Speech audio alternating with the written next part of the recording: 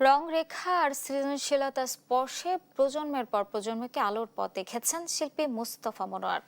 চিত্রকলা থেকে television, puppet থেকে শিশু বিকাশ ছিলেন বহুমাত্রিক কাজে। শুক্রবার সন্ধ্যায় বাংলাদেশ শিল্পকলা একাডেমির জাতীয় নাট্যশালায় তার স্মরণ সভায় উঠে আসে কর্মময় জীবনের নানা অধ্যায়।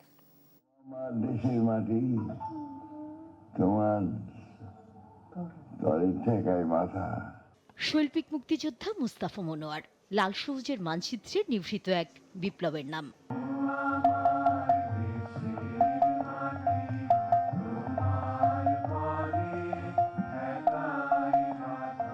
শিল্পী মুস্তাফা মনোয়ার স্মরণ পর্ষদ শ্রদ্ধায় তুলে ধরল এ জাদুকরের কর্মজীবন। শিল্পকে ব্যবহার করেছেন জীবনের জন্য, শিল্পকে ব্যবহার করেছেন লড়াইয়ের জন্য।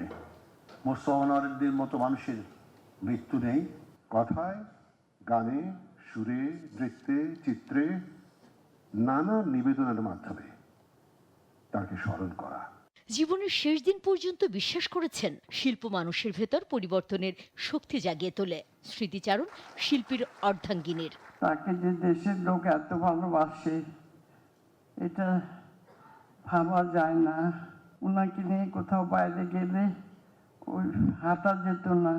কৈশোরে ভাষা আন্দোলনে সাহসী অংশগ্রহণ, মুক্তিযুদ্ধের প্রেরণাময় ভূমিকা, স্বাধীনতার পর গণমাধ্যমে সৃজনশীলতার নতুন ভাষা নির্মাণ। প্রতিটি অধ্যায়ে তিনি ছিলেন সময়ের অগ্রযাত্রী। বিপুল বিস্ময়ে দাঁড়িয়ে আছেন সবাইকে ছাড়িয়ে একমাত্র হয়ে। আপনার প্রতি তাই আমাদের আজন্মের প্রণতি। চিত্রকলার পাশাপাশি পাপেট, নাটক, সঙ্গীত ও টেলিভিশনকে মানুষের জীবন ঘনিষ্ঠ করে তুলেছিলেন তিনি।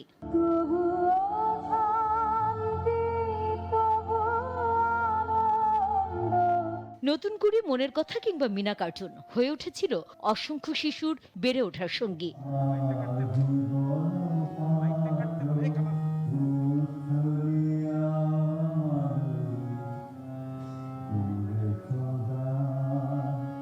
মুস্তাফা মনোয়ার কেবল একজন শিল্পী নন, তিনি ছিলেন একটি সাংস্কৃতিক আন্দোলনের নাম। নান্দনিকতা, আত্ম উপলব্ধি, স্বকীয়তা, নির্লোভ থাকা সবকিছু শিখিয়েছেন মুস্তফা মনোয়ার।